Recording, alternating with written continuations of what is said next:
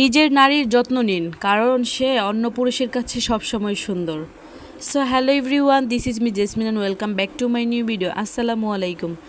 যেখান থেকে আমার ভিডিওটি দেখছেন, আশা করছি সবাই অনেক ভালো আছেন এবং আমি আপনাদের অনেক অনেক ভালো আছি। তো বরাবরের মতো আজকেও আপনাদের সাথে একটু রেসিপি নিয়ে চলে আসলাম। আর আজকের রেসিপিটি হচ্ছে আমার কার্পু মাছ দিয়ে ঝিঙা তরকারি।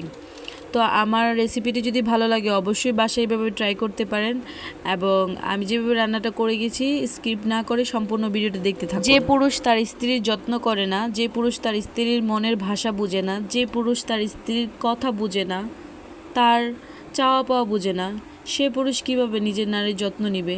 সে কখনোই পারবে না।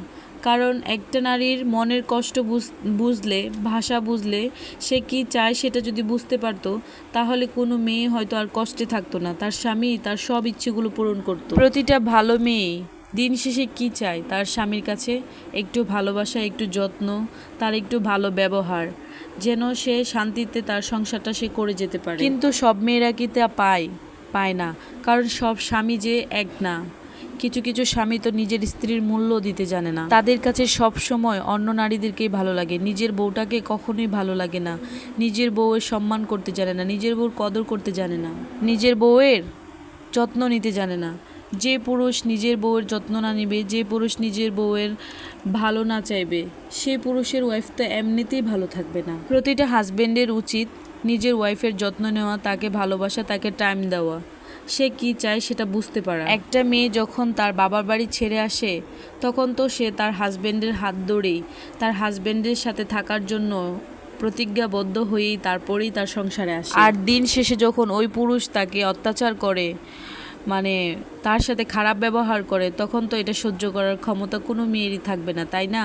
তাই আমি বলবো প্রতিটা ছেলেকেই যে তোমার বউয়ের তুমি যত্ন নাও। 2 দিনের দুনিয়াতে কয়দিনই বা বাঁচবা? নিজের ওয়াইফকে একটু ভালোবাসো, নিজের ওয়াইফকে একটু নিজের মতো করে আঁকড়ায় ধরে রাখো, দেখবা ভালোবাসার কোনো অভাব হবে না। সুন্দর চামড়া তো কিছুই না ভাই, 2 দিনের মানুষ মাটিতে গলে গেলেই চামড়ার রহস্য শেষ। আল্লাহ যা করেন ভালোর জন্যই করেন। হয়তো তোমার স্ত্রীকে ওরকম করে নাই, সেটা হচ্ছে ভালো কোনো কারণও হতে পারে। তাই আমি প্রতিটা পুরুষকেই বলবো, নিজের ওয়াইফকে সময় দেন, নিজের ওয়াইফের মনের ভাষাগুলো বুঝুন, তার ছোট ছোট আবদারগুলো পূরণ করুন, তাকে ঘুরতে নিয়ে যান, তার মনের ইচ্ছেগুলো পূরণ করে দেন, দেখবেন আপনাকেও সে মন থেকে চাইবে। আপনি যদি তাকে ছাড়া কিছু না বোঝেন, সেও আপনাকে ছাড়া বুঝবে না।